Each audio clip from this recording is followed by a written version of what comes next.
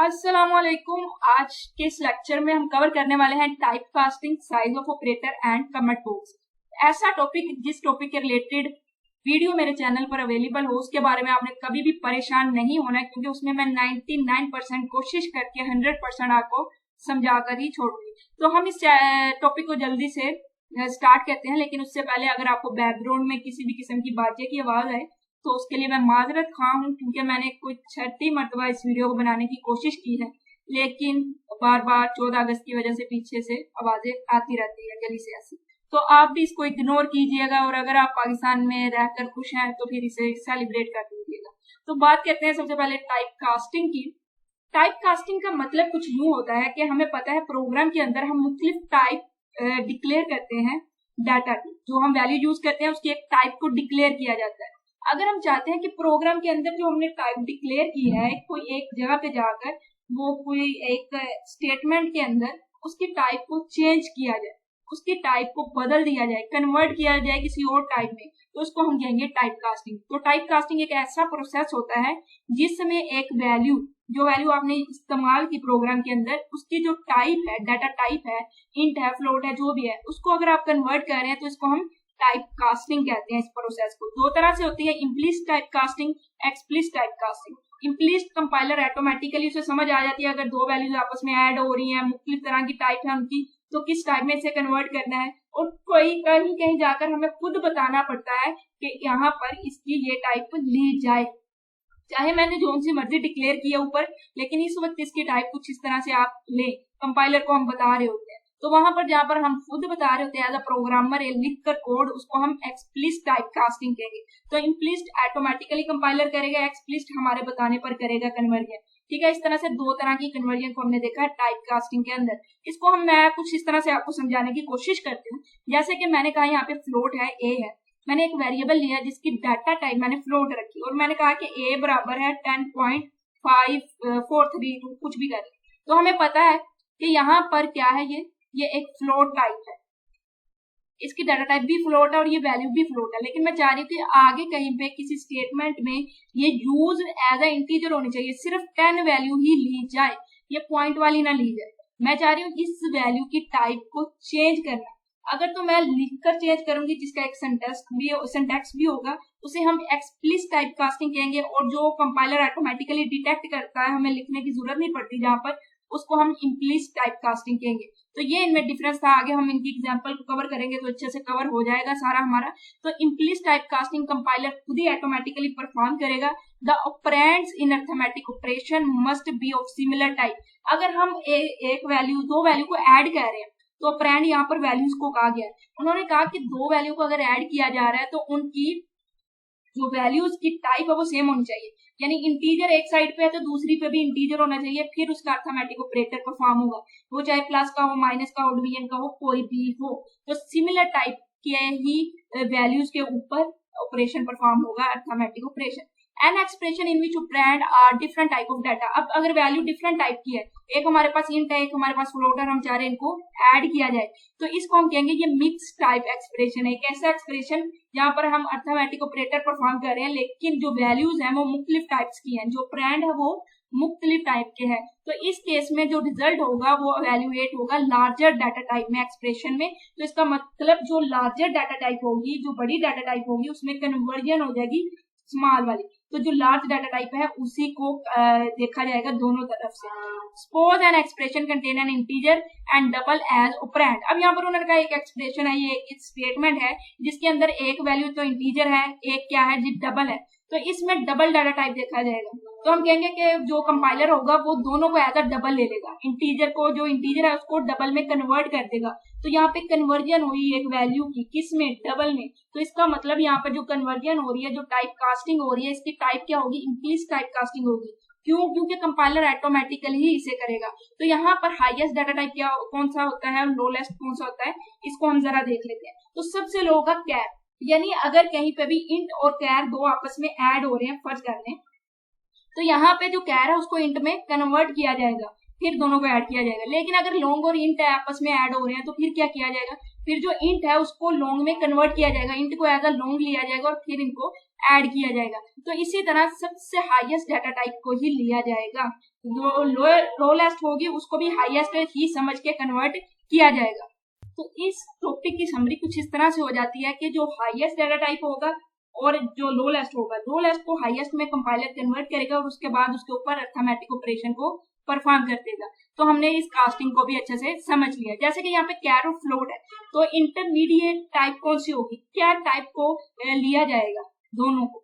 तो इधर जो कैर है इसको भी एज अ फ्लोट लिया जाएगा और फिर इनको ऐड कर दिया जाएगा। इंट है और लॉन्ग है, तो हाईएस्ट कौन सी है इनमें से, लॉन्ग है। इसी तरह इंट और डबल है, दोनों को मल्टीप्लाई किया जा रहा है, तो इसमें हाईएस्ट डबल है। अगर दोनों को डिवाइड यहाँ पे फ्लोट और लॉन्ग डबल को किया जा रहा है, तो लॉन्ग डबल की ज्यादा हाईएस्ट डाटा टाइप है, तो फ्लोट को भी एज अ लॉन्ग डबल लिया जाएगा। तो यहाँ पर एग्जाम्पल में भी यही उन्होंने बताया कि अगर एक इंटीजर है एक लॉन्ग है, तो ऐड करने के दौरान क्या होगा, दो टाइप है, एक्स लोअर है, वाई वाली डाटा टाइप हमारी बड़ी है, तो क्या होगा, जो वैल्यू ऑफ एक्स है will be converted into long during the evaluation of expression. जब एवेल्युएट किया जाएगा, परफॉर्म किया जाएगा उस ऑपरेशन को जो प्लस का है, तो जो एक्स है उसको वाई में कन्वर्ट किया जाएगा।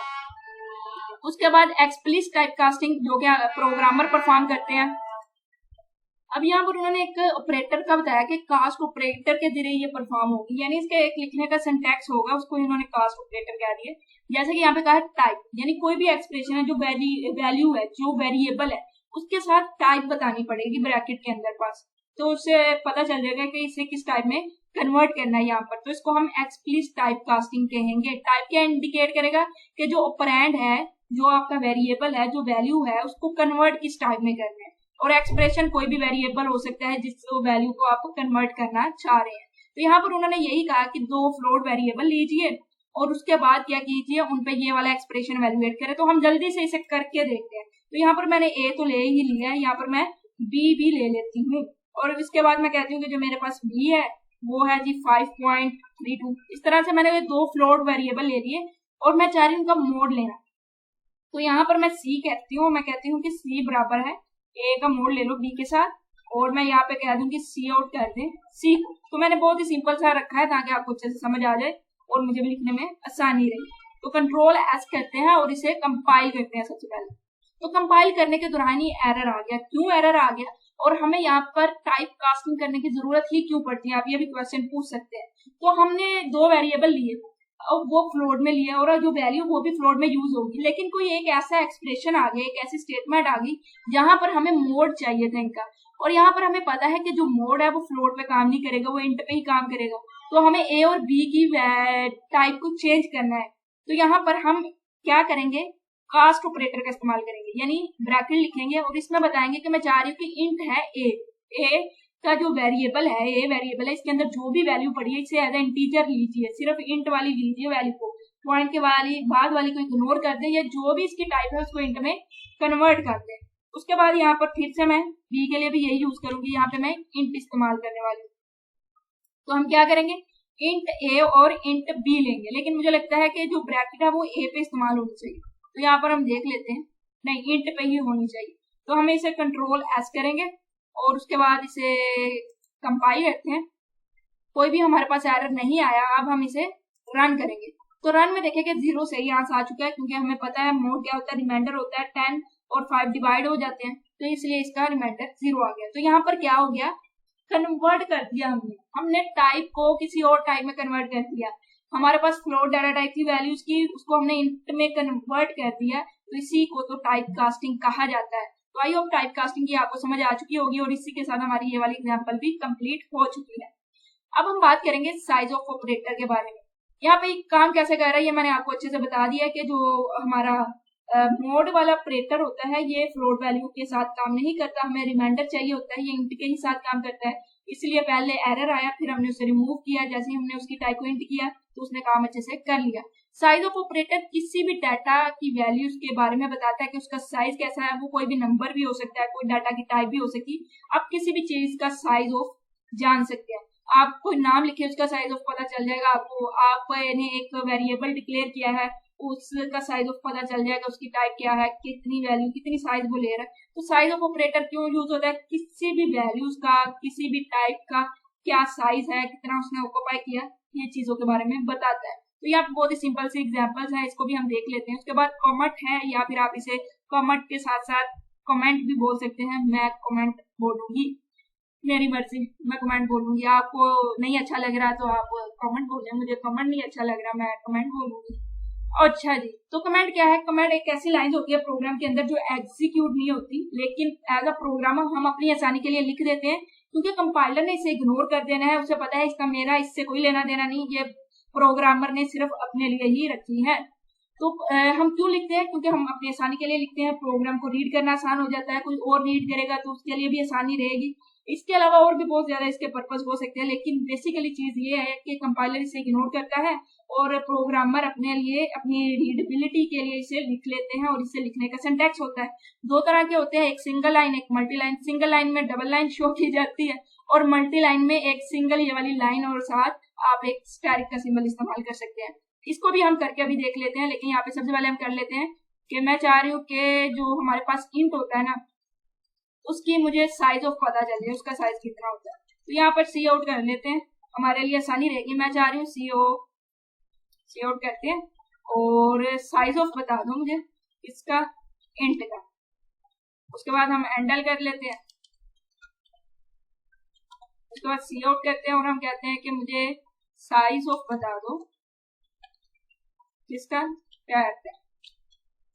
ठीक है जी, यहाँ तक तो आपको समझ आ गई होगी। कहीं भी कंफ्यूजन है तो नीचे आप कमेंट बॉक्स का इस्तेमाल कीजिए, यहाँ पे भी हम करेंगे, लेकिन वो दूसरा होगा। अब हम इसे रन कर लेते हैं। तो यहाँ पे हमें पता चल गया कि जो डाटा टाइप है इंट की, क्योंकि सबसे पहले हमने इंट की चेक की है, तो वो है 4, और जो कैर की है वो 1 है। तो साइज ऑफ इंट कितना होता है? 4 होता है, और साइज ऑफ कैर 1 होता है। तो इस तरह से आप किसी का भी साइज चेक कर सकते हैं। यहाँ पर बहुत ही सहूलत दी है इन्होंने इसके जरिए। अब अगर कमेंट की बात करूं, जैसा कि यहाँ पर मैं डबल लाइन लगा दूं और इसके बाद मैं कुछ भी लिख दूं, उसको मैं कमेंट कहूंगी। तो यहाँ पे मैं कर दूं सी आउट हेलो जी, ओके जी।